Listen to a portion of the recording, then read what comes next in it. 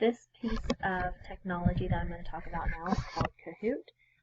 It's a website that I use in class to review content with the students.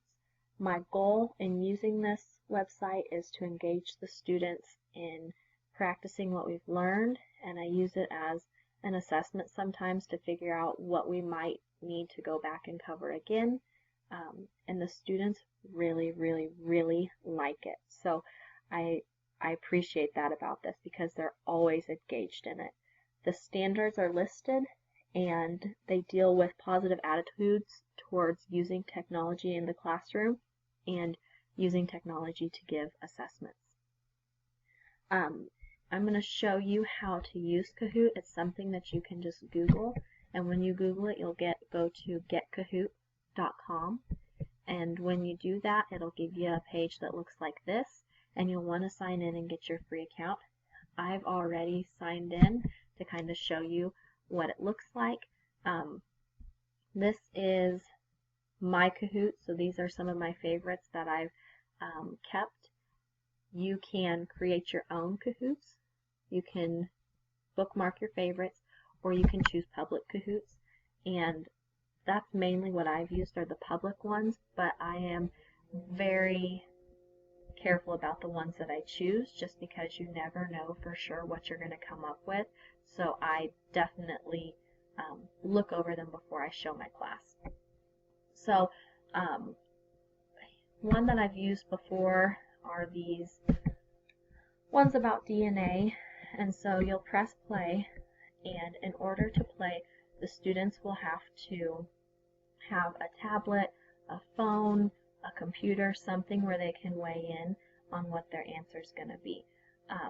So as a teacher, I usually just project this up onto my smart board, and when you press launch, it's going to give you a code that the students have to put in, and they'll put their names in along with the code, and it'll show you how many students are participating in this.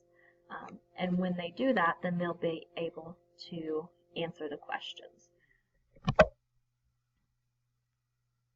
So this is what the students will see, and they'll have to put this code in right here in order to join the game. And it'll come up with a whole list of names down here for who's joining the game and how many players you have. And so after everybody's joined, then you'll press start now, and it'll take you through the game. I'm going to close out so you don't have to listen to the music. Things about Kahoot that I like are that the students, it keeps them engaged because it's fast moving. They like that about it. It's easy to use. It's pretty user friendly. At the end of it, you can get their results to see which questions they missed, and I use that when I'm looking at assessment type information. One thing that I would say is kind of tough about using Kahoot for an assessment type situation would be that the students get so worked up about wanting to be first because it shows them who's the leader and how many points they have, all of that. They get so worked up in it that they hurry through. And so I would say that if it had a downfall, the kids rush and sometimes pick the wrong answer.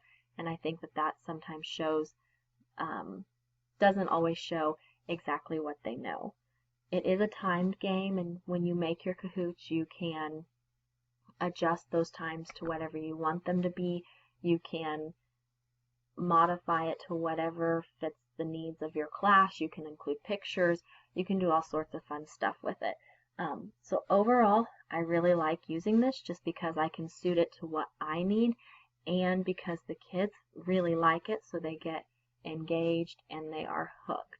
So that is Kahoot, and I really enjoy using it in class.